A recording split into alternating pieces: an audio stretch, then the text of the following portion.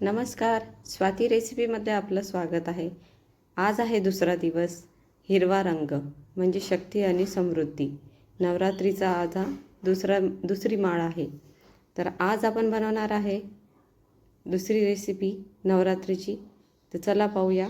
आज आहे साबुदाणा खिचडी आणि भगर आमटी।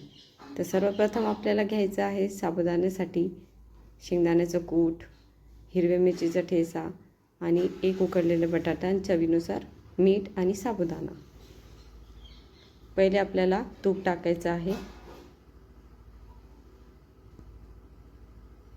त्यानंतर आपण त्याच्यामध्ये हिरवी मिरची जी पेस्ट करून घेतलेली आहे ती आपण त्याच्यामध्ये तूप चांगलं गरम झाल्यावर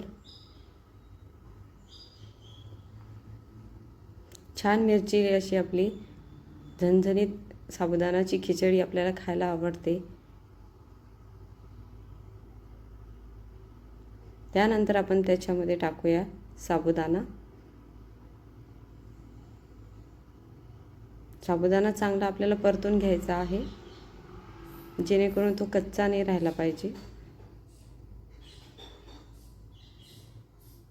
त्यानंतर आपण त्याच्यामध्ये शेंगदाण्याचं कूट व बटाटा ॲड करूया। प्रथम आपल्याला बटाटा ॲड करायचं आहे आणि मीठ ॲड करायचं आहे। त्यानंतर शेंगदाण्याचं कूट ॲड करायचं आहे।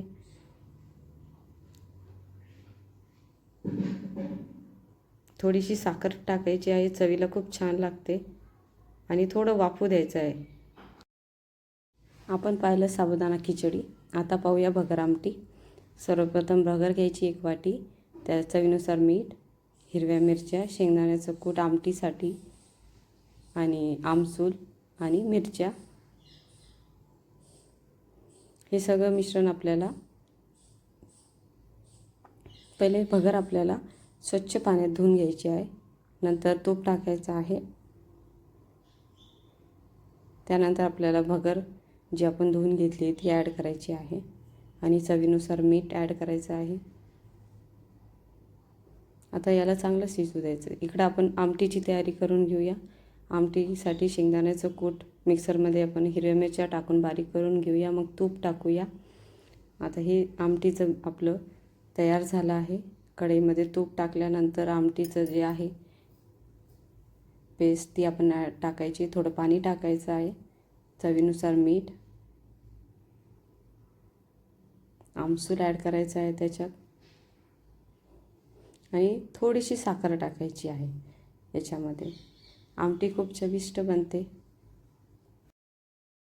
कशी वाटली साबुदाणा खिचडी आणि भगर आमटीची रेसिपी नक्की सांगा। पुढची रेसिपी नक्की पहा आणि सगळ्यांनी लाईक करा, शेअर करा, सबस्क्राईब करा आणि नवरात्रीच्या परत एकदा सगळ्यांना हार्दिक शुभेच्छा।